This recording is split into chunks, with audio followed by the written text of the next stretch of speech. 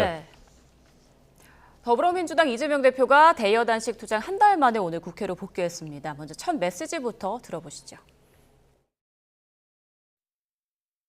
민주당을 넘어서 대한민국 정치권의 가장 큰 과제는 국민의 삶을 지키고 개선하는 것입니다. 정부 여당의 무능함과 무책임함으로 인해서 국민의 삶이 또 이 나라 경제가 이 나라의 안보가 위협을 받고 있습니다. 반드시 이번 총선에서 정부의 잘못된 점을 엄히 꾸짖는 심판이 이루어져야 합니다. 그러려면 우리 민주당이 작은 차이를 넘어서서 단결하고 단합해야 합니다. 단결과 단합 위에 국민의 눈높이에 맞는 충분한 혁신을 통해서 국민의 기대에 맞춰 나가야 합니다. 체포동의안 처리 과정의 일로 더 이상 왈가왈부하지 않기를 바랍니다. 네, 이재명 대표의 당무 복귀 일성, 어떤 부분이 제일 중요한 내용입니까? 예상됐지만 일단 당의 단합과 단결을 강조했어요. 지금 이재명 대표 같은 경우는 이제 굉장히 유리한 정치 지형이 형성이 됐지 않습니까? 첫 번째로는 검찰의 구속영장이 기각이 되면서 날개를 달았고 또 강서구청장 보궐선거에서 압승을 했단 말이에요. 그래서 이제 굉장히 리더십이 강화된 이런 상황에서 가결파 5인 징계라든지 또는 비명 징계라든지 이런 쪽으로 나가면 오히려 당내 분란을 스스로 불러들이는 자초하는 그런 결과가 되기 때문에 역시 35일 만에 당무 복귀 일성으로 당의 단합과 단결을 내놓은 것이 아닌가 이렇게 생각이 되고요. 그리고 두 번째는 역시 이제 경제와 민생이 굉장히 어렵잖아요. 지금 고금리 고물가 때문에 특히 서민 경제가 어렵기 때문에 이 부분에 대해서 예산안을 근본적으로 다시 여야가 머리를 맞대고 해야 된다라는 이제 그런 메시지를 강조를 하면서 제1야당의 존재감을 굉장히 부각을 했죠. 대한정당, 수권정당으로서의 모습을 좀 국민들에게 전달하겠다라는 것이고요. 그리고 세 번째로는 내각 총사퇴를 얘기를 했어요. 네네. 그러니까 만약에 윤석열 대통령이 정말로 반성의 진정성이 있다면은 내각을 총사퇴해가지고 국민들에게 새롭게 달라지는 모습을 보여라라는 이제 메시지를 내놨는데 이 메시지는 무슨 메시지냐면 앞으로 이재명 대표 그리고 민주당이 내년 총선을 정권 심판론으로 확실하게 대립각을 세우겠다라는 이제 그런 전략이 하나 담겨 있고요. 두 번째로는 사실 이제 호남을 중심으로 친민주당의 지지층들이 상당 부분 이탈했던 요인 중에 하나가 과연 제1야당으로 180석을 몰아줬는데 뭘 했느냐. 지금 윤석열 정권이 독주, 오만의 그런 국정 운영을 하는데도 확실하게 제동을 걸지 못했다. 이런 비난의 목소리가 많거든요. 그래서 더 이상 무기력한 야당이 아니라 확실하게 제동을 거는 그런 야당의 모습을 보여주겠다라는 차원에서 이런 메시지를 던진 것이 아닌가 이렇게 생각이 됩니다.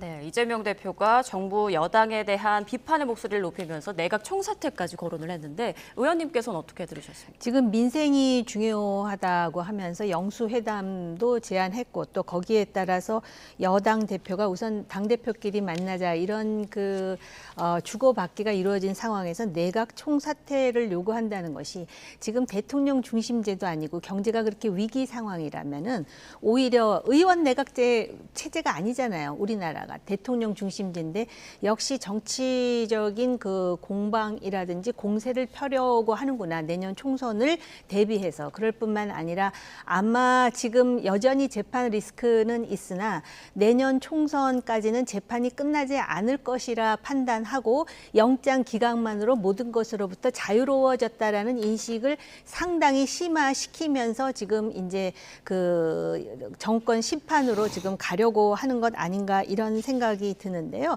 제가 볼 때 우선 정말로 민생이라든지 통합을 생각한다면 과거의 구태스러운 어떤 그런 정당에서 나오는 그런 행태들을 여야 간에 좀 교정할 필요가 있다라는 생각이 듭니다.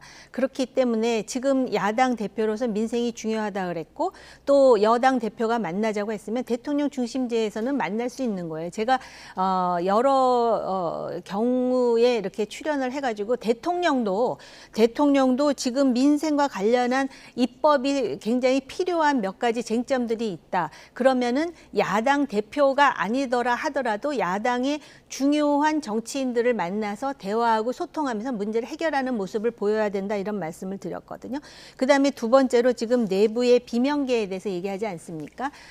찬성한 사람들, 체포 동의안 가결한 사람들에 대해서 왈가왈부하지 않겠다. 이재명 대표가 왜 왈가왈부하겠습니까? 그럼에도 불구하고 당내에 이미 당원 5만 명이 청원을 했다, 또 뭐 징계할 사안이 있다, 이렇게 나오는 거 봐서는 비명계들의 그 정치적인 그 명운이라는 것이 상당히 지금 위태한 상황이다라는 것이고요.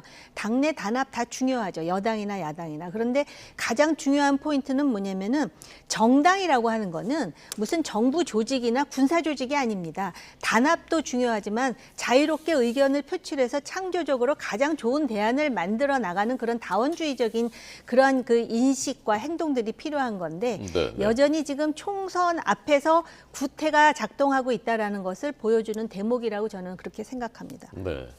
이른바 가결파 의원 이제 5명이 이제 대표 주자들로 거론되는데 아마도 오늘 이 대표의 말로 봐서는 징계로 가진 않을 것 같고 이제 총선에서 공천을 과연 받을 수 있을 것이냐, 정 전 의원님 어떻게 생각하십니까? 저는 못 받을 거라고 생각합니다. 지금 징계를 하더라도 이분들이 징계받고 법적으로 이것을 그 처리 프로세스에 들어가면은 다 징계가 무효화될 텐데 그거 다 율사 출신들이라 다 압니다. 더군다나 입법부에 있는 사람들이기 때문에.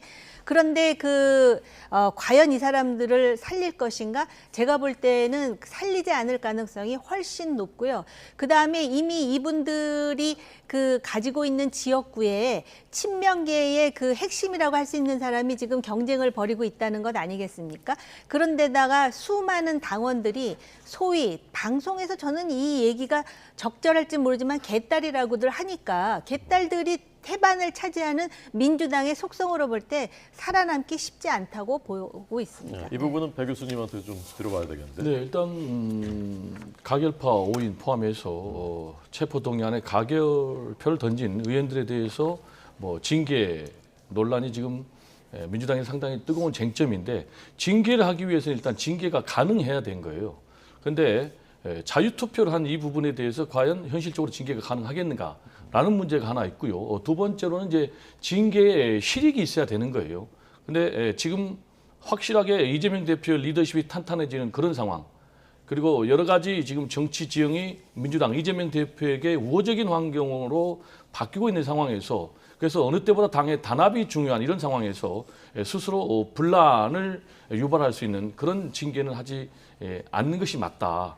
그래서 이제 당무에 복귀하면서 일성이 당의 단결과 단합, 우리 안에 작은 차이로 우리가 서로 분열할 시간이 없다, 민생을 돌봐야 된다라고 얘기를 했지 않습니까? 그런데 이 부분에 대해서 지금 윤석열 대통령이 당내 강성 지지층에서 5만 명 이상 징계 청원을 냈단 말이에요. 그럼 답을 해야 되는데 여기에 대해서 사실상 이 부분에 대해서 묵살하고 미래로 통합으로 나가자라는 메시지를 던진 거 아니겠습니까? 근데 이제 우리 의원님께서 이 부분이 왜 구태라고 얘기를 하시는지 그 부분은 좀 제가 의아합니다. 그래서 여쭙고 싶어요. 네, 아니 총선 공천을 받을 수 있는지 그거를 이제 여쭤본 거예요. 그것부터 좀 대답을 해주세요. 총선 공천 문제는요. 지금 민주당은 기본적으로 시스템 공천을 하는 겁니다. 물론 실질적으로는 이재명 대표가 공천권을 행사할 수 있겠고 또 총선의 결과에 대해서 책임을 지기 때문에 강력한 제가 볼 때는 뭐 공천 혁신으로 갈 것 같아요. 그리고 지금 국민의힘 같은 경우도 혁신 공천을 하기 때문에 그렇지만은 기본적으로는 당헌 당규에 의한 시스템 공천을 한단 말이에요.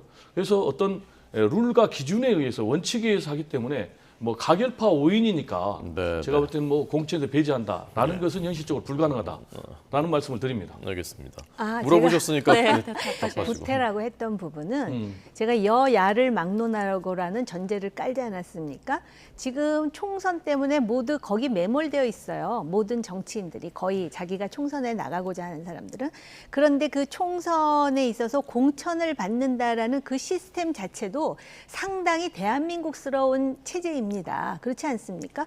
그런데다가 지금 당 대표를 중심으로 또는 당의 권력을 중심으로 쫙 줄을 선 것 같은 그런 행태. 물론 정치인들은 자기 스스로 그런 말을 하기가 자존심이 상할지 모르지만 이게 마치 또 자연스러운 대한민국의 정치라고 생각하는 그 자체가 구태 아니냐. 그리고 지금 그 대표가 영수회담을 제안했는데 여당 대표가 어찌됐든 간에 그 대표들끼리 영수회담이란 자체도 사실은 자유민주주의적 용어는 아닙니다. 상당히 권위주의적인 이야기고 대표끼리 만나서 민생이라든지 다양한 의제에 대해서 얘기하자 그랬으니까 그게 맞는 것인데 여기서 또 내각 총사퇴라는 카드가 나오니까 이런 거 자체가 총선을 향한 정치적 공방이면은 저는 이걸 구태로 본다 이렇게 말씀을 드린 겁니다.